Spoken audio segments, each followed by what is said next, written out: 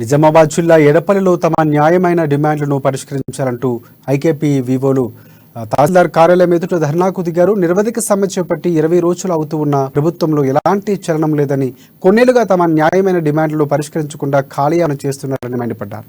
ఎన్నిసార్లు వినతి పత్రాలు ఇచ్చినా పట్టించుకోవడం లేదని, తమను ఉద్యోగులుగా గుర్తించాలని తహసీల్దార్కు వివోలు వినతి పత్రం సమర్పించారు.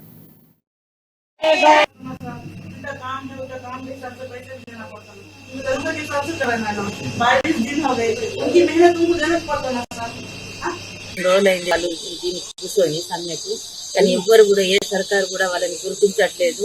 వాళ్ళకి జీతం తక్కువైంది, వాళ్ళకి వర్క్ ఎక్కువైపోయింది. ఇప్పుడు మేమందరం ఇప్పుడు ఒక్కొక్క 300 మంది ఈ మంది అంతా రోడ్డుకి వచ్చేటట్టున్నాము. ఎవ్వరు కూడా లోన్లు కట్టక అది కట్టక అంతా మాగమైపోతున్నారు. మరి గుర్తించి వాళ్ళకు కూడా ఏమైనా జీతాలు పెంచి వాళ్ళతో సాధించి మాకు చేయాలని కోరుకుంటున్నాం. నేను వివోఏగా చేస్తున్నాం. మరి గవర్నమెంట్ నుంచి ఏదైనా పథకాలు వచ్చినా ఆ పథకాలను మేము సంఘ సభ్యుల దాకా చేరుస్తున్నాం. మాకు ఇచ్చేది 3,900 రూపాయలకు మాకు ఎలాంటి కడుపు నిండడం లేదు. మళ్ళీ ఏది ఇచ్చినా కూడా అభయస్థం గాని ఇన్సూరెన్స్లు గాని మాకు ఒక్కొక్కలకు ఒక వివోకు 3 కోట్ల టార్గెట్ ఇస్తారు బ్యాంక్ లింకేజీ. ఆ సంఘ సభ్యులకి ఏ విధంగా నచ్చజెప్పి ఆ సంఘ సభ్యులకు ఇప్పిస్తూ మళ్ళీ వాళ్ళ నుంచి రికవరీ చేస్తూ బ్యాంక్ లోన్లు కట్టిస్తున్నాము.